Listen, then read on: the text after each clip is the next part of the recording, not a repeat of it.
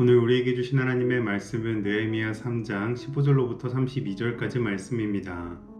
샘문은 미스바 지방을 다스리는 골 호세의 아들 살룬이 중수하여 문을 세우고 덮었으며 문짝을 달고 자물쇠와 빗장을 갖추고 또 왕의 동상 근처 셀라못가에 성벽을 준수하여 다윗성에서 내려오는 층계까지 이르렀고 그 다음은 벳술 지방 절반을 다스리는 아스북의 아들 느헤미야가 중수하여 다윗의 묘실과 마주 대한 곳에 이르고 또 파서 만든 못을 지나 용사의 집까지 이르렀고 그 다음은 레위 사람 바니의 아들 르훔이 중수하였고 그 다음은 그일라 지방 절반을 다스리는 하사랴가 그 지방을 대표하여 중수하였고 그 다음은 그들의 형제 가운데 그일라 지방 절반을 다스리는 헤나닷의 아들 바웨가 중수하였고 그 다음은 미스바를 다스리는 예수아의 아들 에셀이 한 부분을 중수하여 성 구비에 있는 궁기고 맞은편까지 이르렀고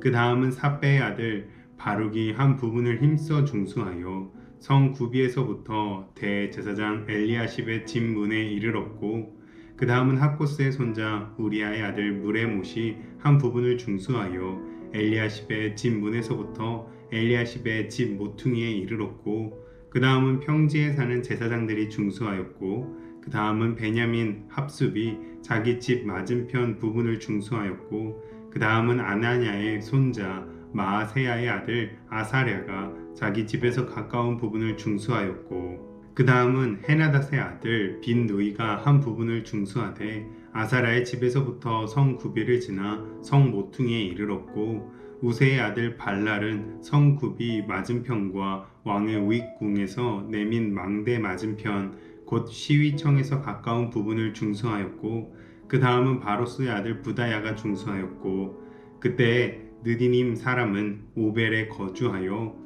동쪽 수문과 마주대한 곳에서부터 내민 망대까지 이르렀느니라.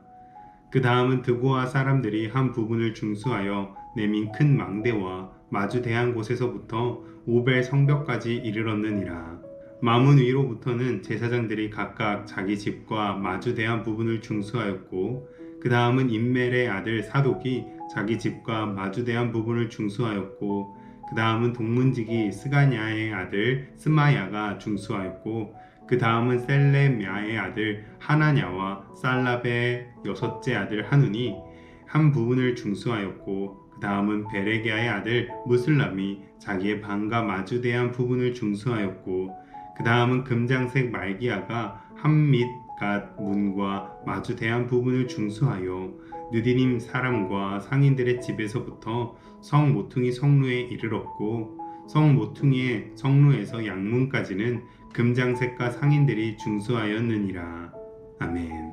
지난 말씀에 느헤미야는 성벽 재건 공사에 참여했던 여러 다양한 사람들의 이름을 기록해 놓았습니다. 그런데 여전히 넓은 성벽은 샘문 지역과 마문 지역의 공사가 남아 있었습니다. 이에 앞서 이미 공사에 참여했던 이들의 이름이 다시 한번 등장하게 되는데요. 공사에 참여하지 않고 헌신하지 않았던 이들이 있었던 반면 자신의 몫을 넘어 2명분의 일을 감당하며 열심을 내는 이들도 있었던 것입니다. 느헤미야는 그런 이들의 이름을 다시 한번 더 기록하며 그들의 헌신을 기억하고자 합니다. 오늘 이 말씀을 보며 참된 헌신과 열심의 아름다운 모습을 보고 배우는 이 시간이 되시기를 주님의 이름으로 축복합니다.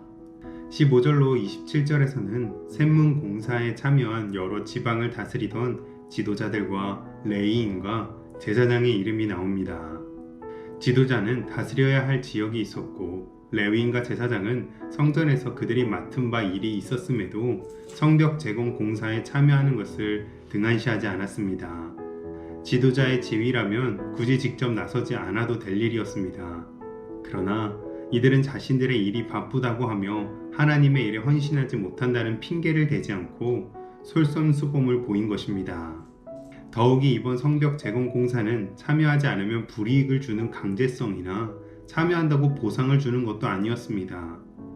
오직 하나님의 일에 동참하고 헌신한다는 기쁨만이 그들에게 주어질 뿐이었습니다.